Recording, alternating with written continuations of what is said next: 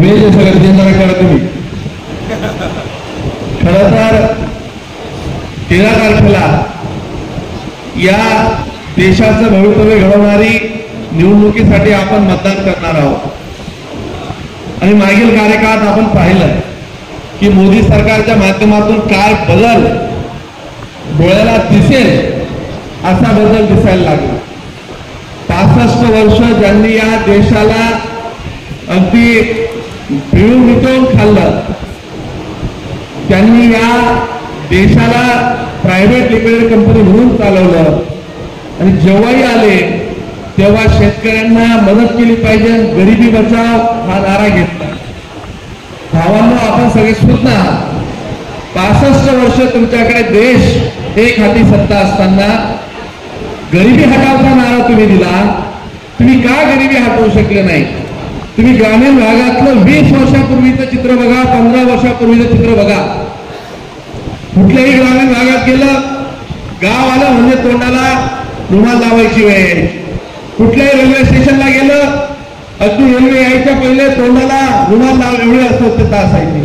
कुठल्याही बस स्टँडला जा, रेल्वे स्टेशनला जा, अरे माता भगिनी अगदी रोडावर बसायच्या. तुमचे मंत्री लाल दिव्याच्या गाडीत जायचे, लाल दिव्याची गाडी जायची, माझी माता भगिनी उठायची.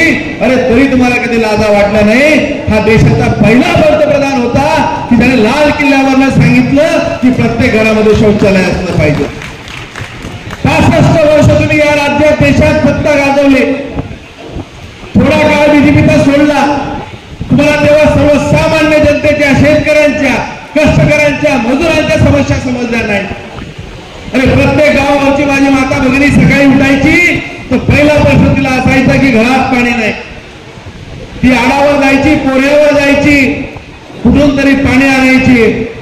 त्यावेळेस तुम्हाला गरिबांची जाण आली नाही. या देशात नरेंद्र मोदींसारखा एक तेजस्वी पंतप्रधान आला आणि आमच्या गुलाबभाऊ सारख्या पाणीवाला बाबाच्या माध्यमातून अरे जाल तिकडे पाणी पुरवठ्याची योजना दिला. एक गाव असं तुम्ही दाखवा की गुलाबभाऊने तिथं पाणी पुरवठा योजना केली नाही. जात बघितला नाही, धर्म बघितला नाही, पक्ष बघितला नाही, पंथ बघितला नाही. जातीपातीच्या पलीकडे जाऊन आपल्या जिल्ह्यामध्ये, राज्यामध्ये पाणी पुरवठ्याच्या योजना केल्या. मागच्या 20 वर्षामध्ये, 30 वर्षामध्ये जर 65 वर्षाचा हिशोब केला, पाणी पुरवठ्याच्या योजना जेवढ्या झाल्या नसतील तेवढं पवित्र काम गुलाबभाऊंच्या हातून या मोदी सरकारच्या कार्यकाळात झालंय. हे तुम्हाला सांगता येत नाही. हे लोक देशावर बोलायला गेले का गल्लीवर येतात भाऊ, आणि गल्लीवर बोलायला गेले की दिल्लीवर चर्चा करतात. यांना गरिबी हटवायची होती, यांचे कोणी हात पकडले होते आणि हे त्यावेळेस बोलायचे की त्यांचा पंतप्रधान म्हणायचा हम 1 रुपया भेजता है तो नीचे 10 पैसा जाता है.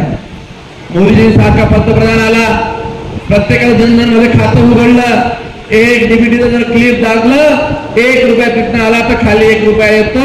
हे पारदर्शक काम या देशाच्या पंतप्रधानांनी केलं. अगोदर खड्ड्यात रस्ते की रस्त्यात खड्डे असायचे, कधीच करायचं नाही.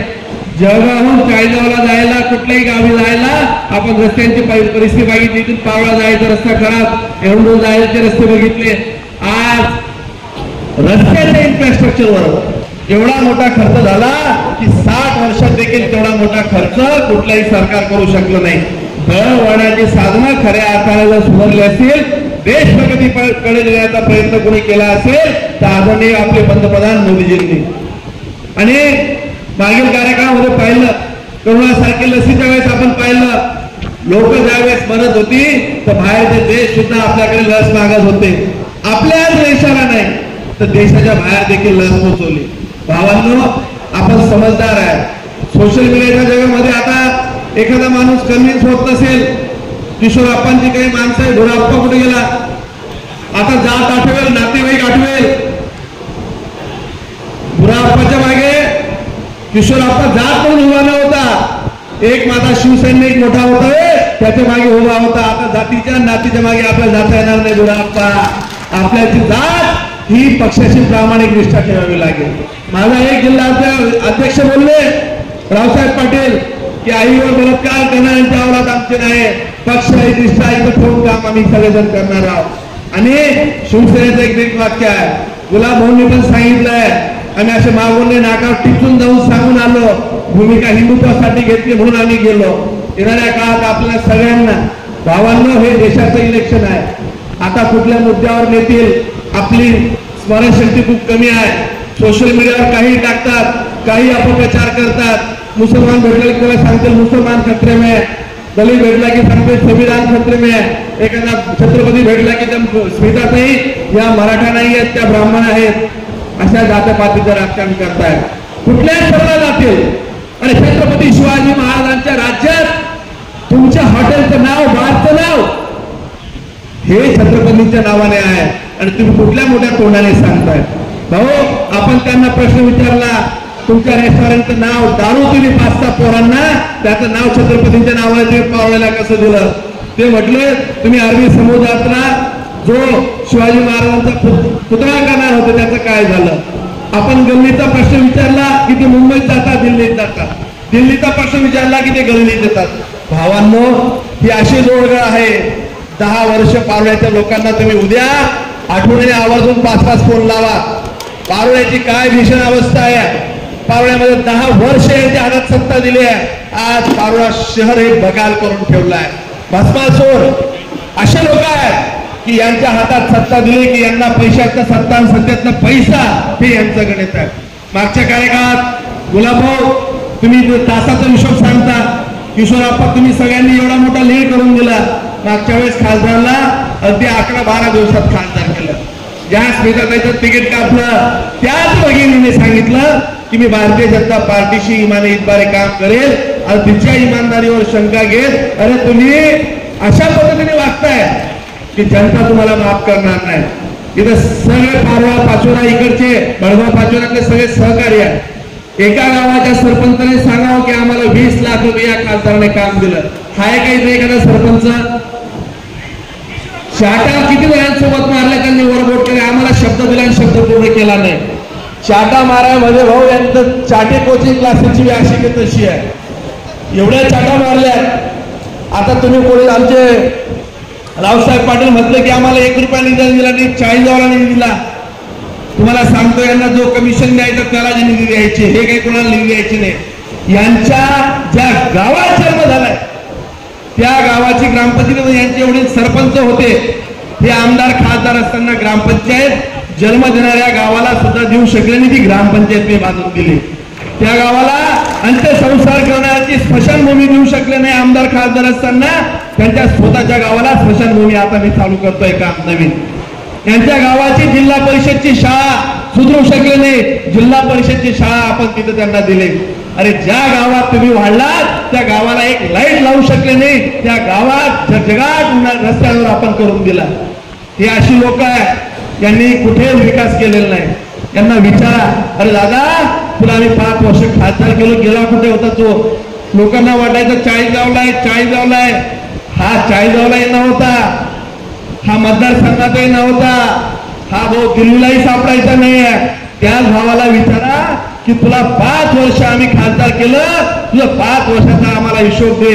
नसेल तर तुम्ही शिकलेले पोरा एक पत्र पाठवा रेल्वे बोर्डाला की या खासदाराने 5 वर्ष सरकारच्या पैशांमधून कुठे प्रवास केला आणि कोणासोबत प्रवास केला, तुम्हाला सगळे चित्र पाहायला मिळेल. ही डांबरट लोक आहे भावांनो.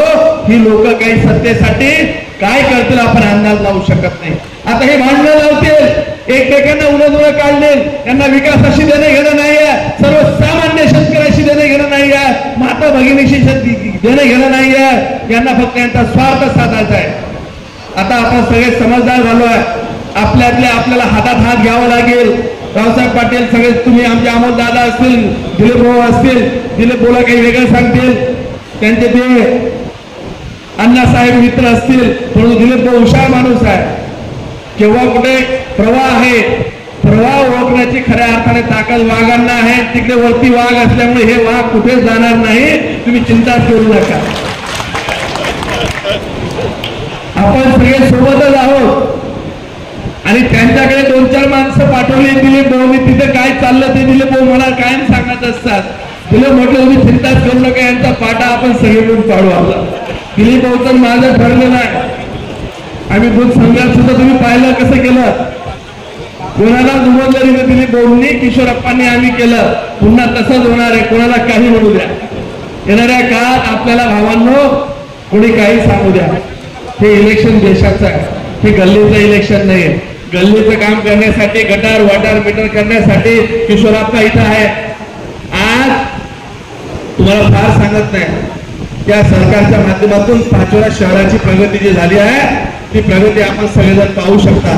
पाचोराचे रस्ते अतिशय चकाचक, हे मान्य करावं लागेल की किशोरप्पांच्या कार्यकाळात पाचोरा शहराची प्रगती झाली आहे. ग्रामीण भागामध्ये ग्राम विकास खात्याच्या माध्यमातून निधी आलेला आहे. आज गुलाबभाऊंच्या माध्यमातून एवढ्या पाणी पुरवठा योजना कधी झाल्या नाहीत, त्या गुलाबभाऊंच्या माध्यमातून झालेला आहे. आणि आपलं हाताचं सोडून पाहिल्याच्या मागे पळू नका. त्यांना आपण एकदा आजमावलंय. यांचा न्याय द्यायची भूमिका नाहीये. हे मतलबी लोक आहे, संधी साधू लोक आहे. ते तुम्हाला आता काही सांगतील, इथं मंचावर बसलेल्या लोकांना देखील सांगतील. तुमचा काही शिवसैनिकावाला भेटतील की त्याला सांगतील तुम्हाला आज वापरून घेतील, उद्या तुमचा हाल होणार आहे. बीजेपी वाला म्हटला की काय चिंता करू नका, आम्ही तुम्हाला उद्या मदत करू, आज तुम्ही आम्हाला करा. कुठल्या गोष्ट आपण पळी करायचं नाही. आपण सगळ्यांनी हातात हात घेऊन एकत्र राहिलं पाहिजे.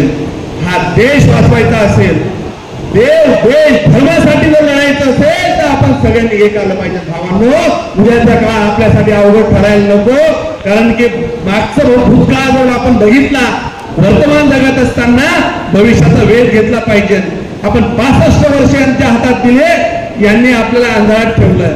आज मोबाईलच्या जगामुळे समस्या कळायला लागल्या. एखादा छोटासा काही प्रॉब्लेम झाला की लगेच कोणी व्हॉट्सअपला टाकतं आणि लोक चित्र खराब करतात. परंतु यांनी 65 वर्ष या देशाला लुटून खाल्लंय.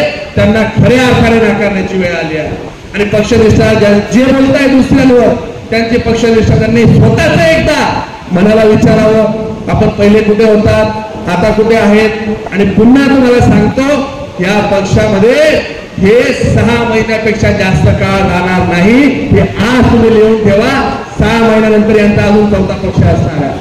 त्याच्यामुळे आपण सर्वांनी येणाऱ्या 13 तारखेला महायुती न्याय मेळाव्यामध्ये मी आपल्याला आवाहन करतो, विनंती करतो, हा जिल्हा आपल्याला पुढे न्यायचा आहे. आपल्याला सरकार काय करू शकतं? गुलाबभाऊ तर बारीक नळाने पाणी पाजतात. देवेंद्र फडणवीस मोठी पाईपलाईन शेतकऱ्यांसाठी दिली. 500 कोटीचा प्रकल्प दिला गुलाबभाऊ आम्हाला. आप्पाचं माझं लव्ह मॅरेज आहे, वरती त्यांना माहिती आहे. तुमचं माझं आहे तर तुम्ही कधी कधी मला धक्का मारून देता. आप्पा तसं फार मला धक्का मारत नाही. आम्हाला 500 कोटीची योजना दिली दोघांना त्यांनी. आणि कसगावातले 22 खेडे तुमच्या भडगाव तालुक्यातले दिलीप भाऊ पाणी पुरवठ्या मी शेतीसाठी जे आम्ही आता काम चालू करतोय, त्या 22 खेड्यांना की जिथं डोक्यावर हंड्यावर पाणी न्यायला प्यायला यायचं, त्या शेतांमध्ये गिरण्याचं पाणी आम्ही आता आणतो आहे. 18 महिन्याच्या आत भडगाव तालुक्यातल्या 22 गावांना शेतीला पाणी द्यायची जबाबदारी किशोरप्पाची माझी राहणार आहे. गुलाबभाऊ, खरं तर तुमच्या कार्यकाळात तुम्हाला इतक्या दुवा राहतील, तुम्हाला खोटं सांगत नाही. जेव्हा जेव्हा दवा काम येते तेव्हा दुवा काम येतं. तुम्ही काय काम केलंय तुम्हाला सांगू शकत नाही.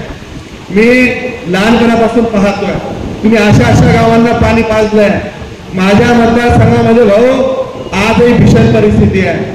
आता 30 तारखेला येणाऱ्या पुढच्या महिन्याच्या मी 17 गावांची पाणी पुरवठा योजना मंजूर केली होती. तुम्ही तिथं पाणी आम्ही देतोय. तुम्हाला सांगतो भाऊ, तुम्ही मला 70 कोटी रुपये गिरणीवरनं दिले, ते पाणी आम्ही पाजतोय. इतकं पवित्र काम गुलाबभाऊ तुमच्या हातून झालं ह्याही मतदारसंघात. पहिले तुम्ही तर कधी बघितलं नाही, जोही आला त्याला काम दिलं. आपल्याला भावांनो, ह्या विकासाचा रथ पुढे न्यायचा आहे. आपण सगळ्यांना हातात हात घेऊन काम करायचं आहे. कुठलेही मतभेद ठेवायचं नाही. काही लोक येतील, पायात पाय घालतील, भाऊ तुम्ही बीजेपी म्हणून, डॉक्टर आले आहेत, तिकडे अमोल दादा आहे, अजून शिवसेनेचे सगळे सहकारी आहेत, आपल्याला आपसा जोडून घ्यावं लागेल. आणि आमचे एक सहकारी म्हटले की उद्या आमच्या लग्नाच्या वेळेस तुम्ही काय करा, तुम्ही घाबरू नका. तुमच्या लग्नाला बी आम्ही ठरलंय आता लग्न कोणाचं करायचं, सारखं नाचायचं. त्याच्यामुळे आमचं लग्न लागल्यानंतर तुमच्या लग्नामध्ये आम्ही काही विनोद करणार नाही, याची खबरदारी आम्ही घेणार आहे. मागच्या कार्यकाळात काय झालं, कसं झालं, त्याचे परिणाम काय झाले आपण पाहिले. येणाऱ्या काळात हातात घेऊन सगळ्यांनी काम करायचं ठरवलंय. आणि तो काम फक्त हे सर्वसामान्य लोकांसाठी करायचं आहे.